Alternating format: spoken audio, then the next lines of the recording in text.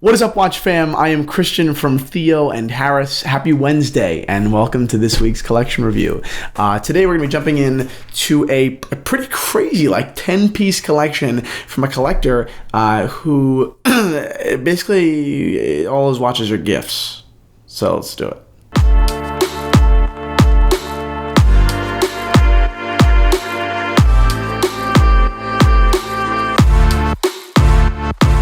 All right, before we jump into the episode, a quick wristwatch check. I'm wearing a watch that is, it's just awesome. It is a Rolex 1601 with a silver linen dial. The dial is not actually linen.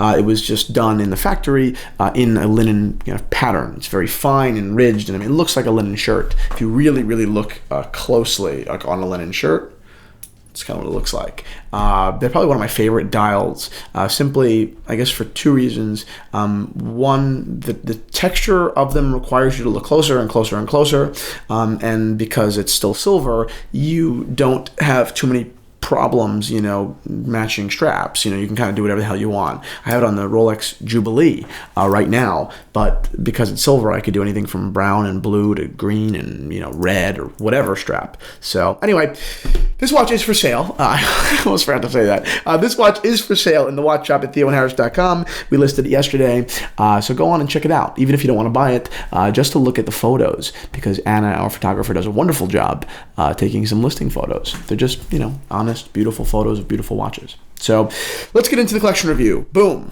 Quick disclaimer before we get into this. I've been doing collection reviews and I've been on YouTube long enough to know that there's about to be a lot of hate around this collection, and you'll see why. But please, everybody, please be mature. Please refrain from being total jerk-offs and trying to cast judgment on people you have no idea about their lives or anything. I'm sure that the collector we're about to talk about is smart enough and old enough and wise enough, like everyone should be at 31, to know or to take all the, whatever bullshit with a grain of salt, but still, please, be mature.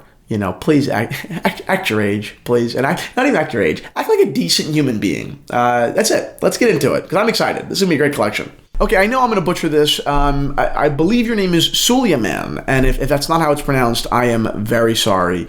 I should call you Silvio, because it's easier to say for me. What a ridiculous thing, trying to appropriate everything. All right, let's get into it. The first watch that you sent me in your very nice and, it wasn't long, a very nice and detailed email, which I thank you for, was a Louis Errand Chronograph. Honestly, I did my research on the watch. There's really nothing to be said or find on the brand. It's very hard to really find, anything for me to give a judgment call on the piece. The watch is owned by the Gevrol Group, which is kind of funny. They've had a really weird and kind of tumultuous past in the watch world. They were bought and sold and I don't know, real bad watches and real good watches. So it's kind of funny. But this watch was given to you by your aunt for your high school graduation back in 2004, and that's just awesome.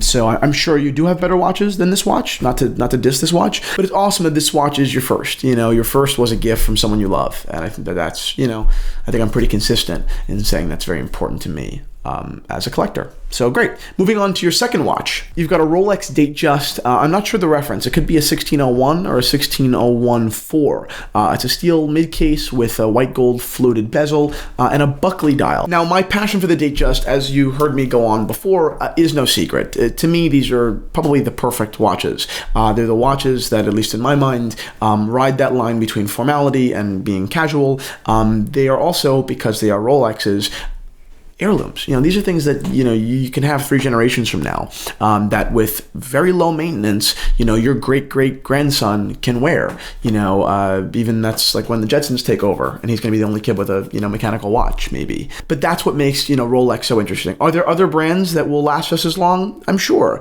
But Rolex kind of has this odd ownership over heirloom and longevity for a lot of reasons, but probably most because of their brand equity and because the watches themselves are so robust. They're watches that you can service, they're watches you can really wear, not just daintily wear, but really wear, and they'll going to stand the test of time. So wonderful watch, obviously no surprise. Your father gave this to you. So this is your second watch and your second gift. Your father gave this to you the same year, 04, when you were accepted to the School of Political Science and Public Relations. So congratulations on your acceptance. That was obviously a long time ago, but still an achievement. And I do think that your father rewarded you really, really nicely. Not with something that's totally ridiculous, but with something that's truly meaningful. I mean, imagine like dad just taking a watch off his wrist and saying, you know, here you go, boy. I love you. You know, I don't know. Maybe I'm just a little bit poetic, but I'll be doing the same thing for my son. Maybe not with a Datejust. Actually, no, with a Datejust. That's how I'm gonna roll. But cool. Next watch is a Breitling Aerospace with a really rare UAE stamp that your uncle gave to you in 04 for the same occasion. I mean, very good. You're killing it, man. So you got the graduation watch, then you got the acceptance watch and another acceptance watch, and really one better than the other. Totally different. They didn't overlap. You know, you didn't get two Datejusts. You got really two very different and very comparably just respected and admired watches in the world. I mean, geez, you didn't just start off strong like monetarily. You started off pretty damn strong with like, you know, highly respected watches and gifts from loved ones. Okay, so you started off real quick in 04, but then you slowed down, and I don't think you picked up a watch until 08 again, which that's 4 years later. And what's 4 years after you're accepted to college? You graduate college. And you got two graduation gifts, two more Rolexes. You got a Rolex Explorer white dial from your mother. It was pre-owned, but who gives a That's wonderful. I mean, that's not something that would ever even cross my mind. I'm a vintage watch guy, so pre-owned does not scare me. I actually do think that that's one of the most undervalued watches in the Rolex world. I think it's beautiful. It has a GMT complication, which to me makes it, you know, better in a lot of ways than a Submariner, and I love the white dial. I think it's just so crisp. I mean, like, what a perfect summer watch. And then you got a GMT Master 2 with a Coke bezel from your old man. So, damn. I mean, if I were you, I'd go back to school and back to school and back to school because you are killing it with these graduations. And like I said before, and I maintain, with not only expensive watches, but great watches. Then after 08, you took another, you know, little hiatus. You didn't get another watch until 2010, which is when you were accepted to the Diplomatic Corps, and your parents gave you a black Rolex Daytona. So at this point, you are killing the Rolex game. You got a Datejust, you got a GMT, you got an Explorer, and you got a Daytona. Damn. Fuck you. Yeah, I'm just kidding. I don't. This is awesome. You're gonna get a lot of shit in the comments, but I'm loving this. And then after that Rolex, you took a 4-year hiatus again. Damn, you're big on like getting and then nothing for a while. But you got a 4-year hiatus, which is when you bought yourself a 36mm Rolex Oyster Perpetual grape dial. Wait, you didn't buy it for yourself. Your girlfriend bought it for you. Jesus Christ. Aunt, uncle, girlfriend, mom, dad. This is hysterical. But again, what a watch. I mean, this is a watch that I'll go on for a second about. I hope you wear it because I'm very aggressive on the grape dial. I think it's a beautiful thing. I think they chose the color really, really well. I don't think it's feminine. I think that a man could wear this easily. Just so many men, at least in my experience, are like super afraid of it. They just think that it's the most ridiculous thing you could possibly own. And I just, you know, couldn't disagree more. I think that the Oyster Perpetual line is probably the best line in Rolex right now, dollar for dollar. It's a big statement, but I do think it's true, and you got probably the most unique dial within that awesome line. So major props. Your girlfriend's got taste, or your ex-girlfriend has got taste. In that same year, so we're staying in 2014, your father gifted you the co-pilot of the IWC kind of pilot and co-pilot collection, which is absolutely adorable. Not only one of my favorite IWC watches, but I think that it's this opportunity to have a really, I don't want to say cute, but like awesome father-son bonding kind of thing. So yes, I like the watch and I love the purpose, or I love the marketing IWC kind of put into the creation of that little line, that little pair there. I mean, it obviously sold your watch. Okay, in 2015, you actually went out and bought your first watch. At least that's kind of what you implied in your email, which was the Omega, first Omega in space, the Speedmaster. A beautiful watch. We actually sold one on Theo and Harris not too long ago, maybe just a month ago or 2 months ago. Being able to wear it was an awesome opportunity. I really, really, really enjoyed it. The size was perfect. I love the heritage behind it. I love their respect for the classical design of the watch. They didn't, you know, pull this like typical Omega move where they black it out or they do something ridiculous. It's just a watch that's true to its heritage. and that's nothing wrong with that. So big props for picking that particular Speedmaster, a staple watch for a lot of people, and definitely a great first watch, is at least one that you buy first. Later that year, you bought a Blancpain, which you didn't go into what it was, but you said it was a really bad, with like 5 A's, decision. So maybe that was a bad watch. I just can't talk about that. If it was bad, I hope you sold it, because it's bad. Then the next year, in 2016, you bought yourself your third watch, I suppose, and that was the Vacheron Constantin Patrimony Traditionnelle, which is a ridiculously cool watch. You got it in pink gold.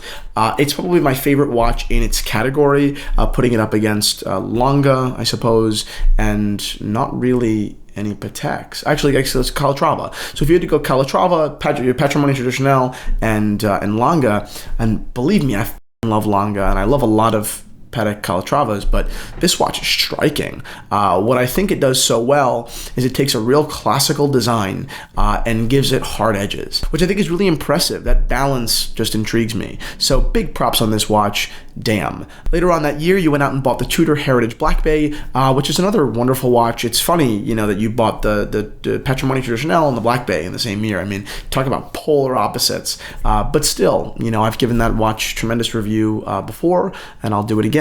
So yeah, great piece. The next watch you bought yourself is something that I've actually never seen in a collection before. It's the F. Journe Elegant 48, which is a super high-end quartz watch by one of the coolest manufacturers ever. F. Journe is a watch genius that has made his way around the industry his entire life and has made this company that probably gets some of the most respect in the entire watch world at this point. I guess that the Chronometer Blue really took everything over, gave them this mainstream validation, and I suppose earned them enough equity in people's hearts and minds that when they introduced this Elegant, which was originally for women, in 48, a quartz watch that was like $12,000, people didn't just dismiss it, they listened. So I can't really think of anything more impressive than that. Beyond that, it is an intelligent in-house caliber. The finishing all around the entire watch is freaking nuts. From the steel case and the differences in finishing to the beautiful dial. Even if you look at the back, F. Journe chose to do, bridges, main plates in pink gold. I mean, talk about taking this watch extremely seriously from a luxury standpoint. But really what made this watch like a famous piece, which could have even been the reason that you heard about it online, was this sleeping technology that was introduced that I hadn't even heard about before.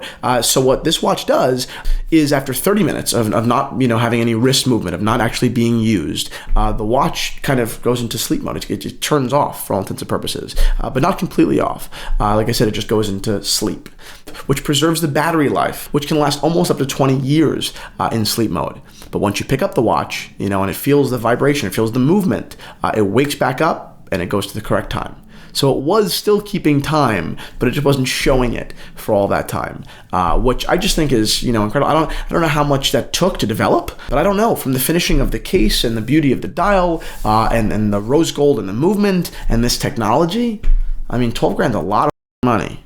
There's no doubt.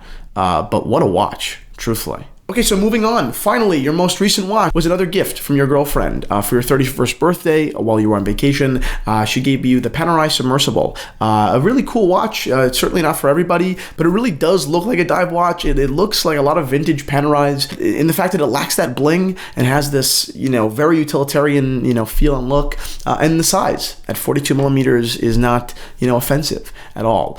So in closing, great. You have a lot of you've got a great collection from the Vacheron and the F. Journe that most people, would be astonished to even be in the same room as, to a Datejust, and basically every monumental Rolex, in the middle. You got a lot of stuff, man. You got a lot of stuff, seriously. But what to buy next? My answer: some gifts for other people. If you do go ahead and I'm sure you might have already, but if you do go ahead and give Pops a cool little watch, or give your mom a watch or something, or maybe if it's not a watch, buy them something nice. And I'm certainly not implying that you're like an ingrate or that you got everything and you didn't give anything. I'm certainly not implying that at all. But I just think that it's a good reminder to give them something not of this great monetary value, but something that means as much or will mean as much to them as these things mean to you. That's what I think is so important. You've got great watches, there's no doubt. But the meaning behind each and every one of them, as you kind of mentioned in your email, really takes them to the next level. You know, a Rolex Explorer with a white dial is a cool watch, but it's really cool if your mom gave it to you. You know, same thing for the GMT and the Datejust and everything. So that's it. What's next in your watch collecting future? I don't know. You may go off into some crazy independence. That's where I feel you're going to go. If you've got the guts to go into quartz FP Journe territory, I see bright things ahead for you. Maybe a legacy machine, maybe the MB&F. I don't know. I'd really have to get into your mind, but I really do see some incredible stuff in your future. That's it. Thank you so much for watching. Thank you for sending in your collection, brother. It means the world. But that's it, guys. If you like this video, give us a thumbs up, a like, subscribe to the Theo Harris YouTube channel if you have not already and would like to stay up in the loop about watches and my opinions on them. Have a wonderful Wednesday, guys. Take care.